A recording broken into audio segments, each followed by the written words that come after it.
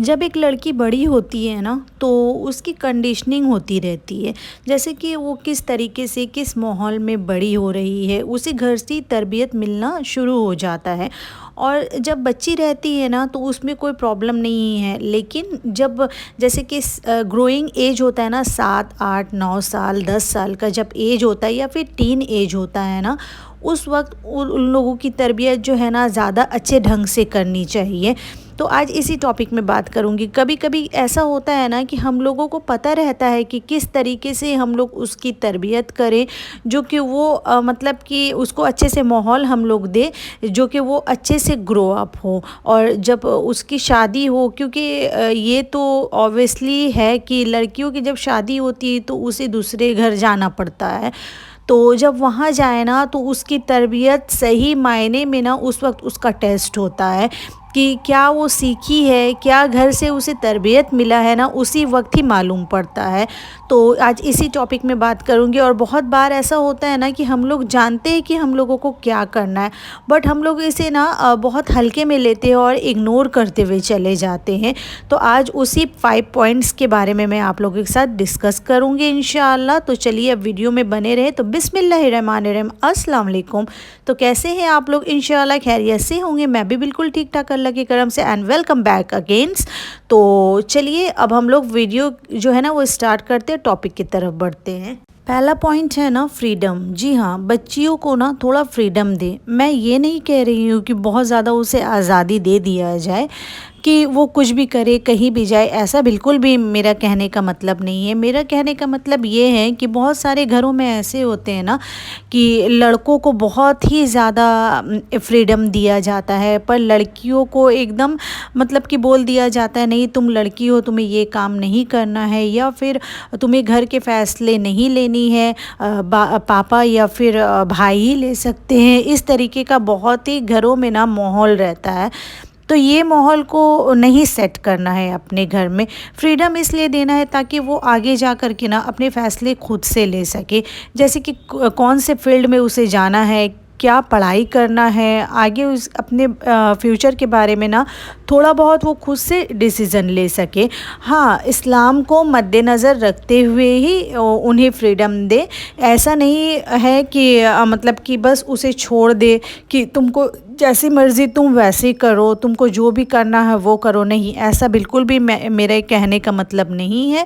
मेरे कहने का मतलब आप लोग अच्छे से समझ रहे हो। थोड़ा बहुत फ्रीडम जो है ना बहुत ज़्यादा ज़रूरी होता है। थोड़े बहुत फ्रीडम देने से ही ना उन लोग के अंदर में कॉन्फिडेंट आता है, लड़कियों के अंदर में, और साथ ही साथ ना उन लोग अपने फ़ैसले को खुद से ले सकते हैं।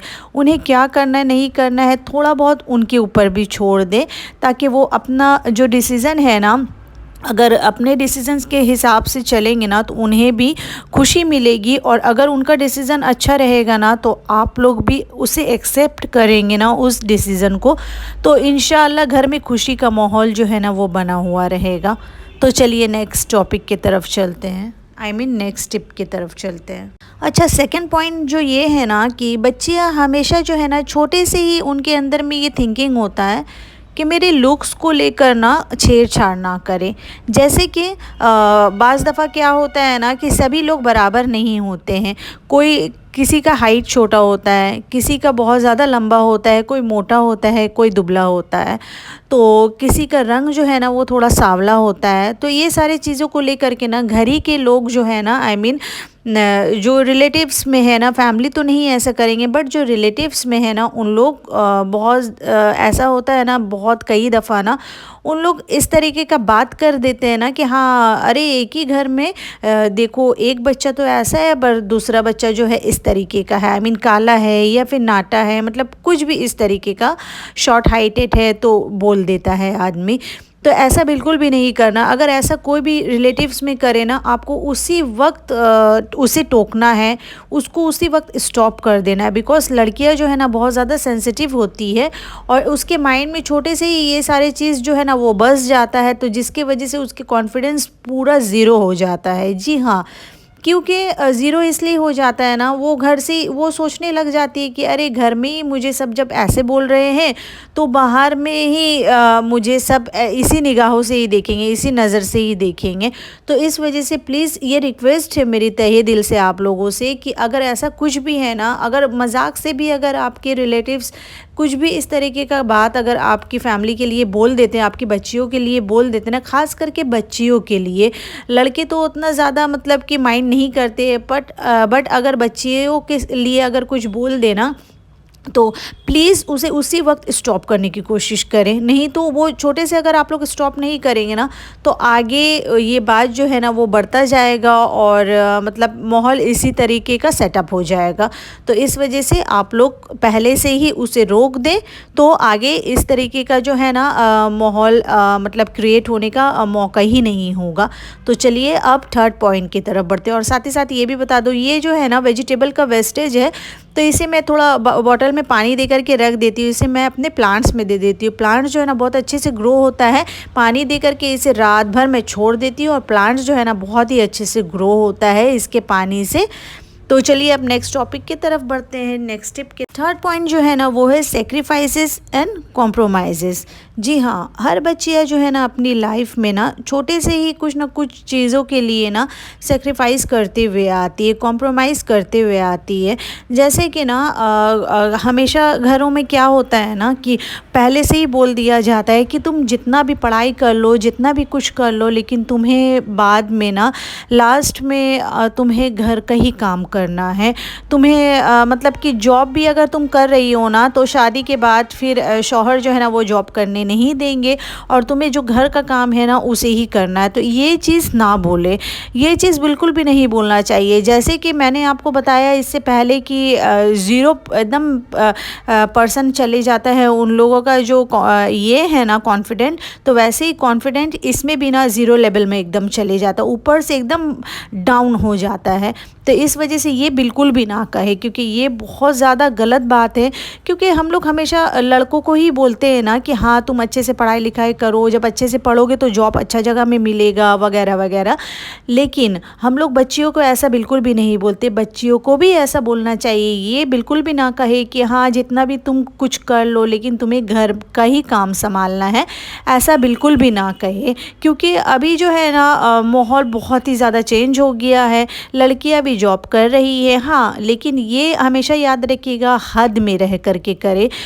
एज अ पेरेंट आपको ये देखना है कि लड़कियां कहाँ पे, अगर वो जॉब कर रही है या फिर पढ़ाई कर रही है ना, उसका माहौल कैसा है, वहाँ का माहौल कैसा है, ये हमेशा आप लोगों को ना देखते रहना है। तो इससे क्या होगा कि लड़कियां जो है वो भी समझेंगी कि हाँ मेरे पेरेंट्स जो है ना मेरे केयरिंग है, आई मीन मुझे केयर कर रहे हैं, मेरे लिए केयरिंग है। और साथ ही साथ उसे ये भी पता रहेगा कि ये सारे चीज़ों में ना ध्यान दे रहे तो मैं गलत कुछ ना करूँ। तो इस वजह से अगर वो बाहर निकल रही है ना पढ़ाई के सिलसिले में या फिर जॉब के सिलसिले में, तो आप लोगों को उसे फॉलो रखना है। ये नहीं कि स्ट्रिक्टली फॉलो नहीं रखना है, उसके मतलब कि उसको प्रोटेक्ट करने के लिए आप लोगों को फॉलो रखना है बस। तो फोर्थ पॉइंट ये है ना कि लिविंग अ फैंटेसी लाइफ। जी हाँ, जैसे कि सिंड्रेला या फिर किसी भी प्रिंसेस की स्टोरीज़ वगैरह होती है ना, तो वो बच्चियाँ देखती है तो वो वैसे ही फील करने लगती है कि हाँ मेरे पेरेंट्स भी मुझे ऐसे ही मतलब कि शहज़ादियों वाला फीलिंग्स करवाएंगे, मैं ऐसे ही रहूँगी, इस तरीके का ना वो फील करना स्टार्ट कर देती है। तो आप लोग थोड़ा बहुत मतलब शहज़ादियों वाला तो मैं नहीं कहूँगी, पर जितना आप लोगों से बनता है ना उतना आप लोग बच्चियों के लिए करें। क्योंकि ना वो उनकी फीलिंग्स बहुत ज़्यादा इम्पॉर्टेंट होती हैं हमारे लिए। एज अ पेरेंट हमारे लिए अपनी बच्चियों की सभी की फीलिंग्स जो है ना बहुत ज़्यादा इम्पॉर्टेंट होती है।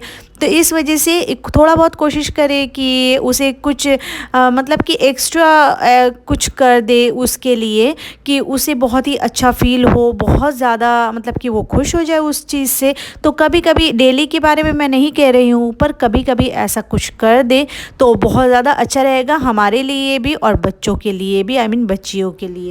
और फिफ्थ एंड लास्ट पॉइंट ये है ना, एक्सेप्टेंस। जी हाँ, अपनी बेटियों को ना ये फील कराए कि हाँ जो तुम बोल रही हो ना उसे मैं एक्सेप्ट कर रहा हूँ। ये क्योंकि ये माहौल जो है ना बनाना बहुत ही ज़्यादा ज़रूरी होता है। उससे उन्हें ना बहुत ज़्यादा खुशी मिलती है कि उन्हें समझ में आता है कि हमारी फैमिली जो है ना, आई मीन मेरी फैमिली जो है ना मुझे इम्पोर्टेंस दे रहे हैं। तो यही था आज का टॉपिक। और साथ ही साथ ये भी दिखा दूँ कि आम के पेड़ में ना बहुत ज़्यादा फ्लावर्स आ चुके हैं, तो इंशाल्लाह इस बार आम भी ज़्यादा होंगे। और यहीं पे मैं वीडियो को ना एंड करती हूँ। तो इंशाल्लाह किसी नेक्स्ट मोटिवेशनल वीडियो पे आप लोगों से मुलाकात होगी। तब तक के लिए अल्लाह हाफिज़, टेक केयर।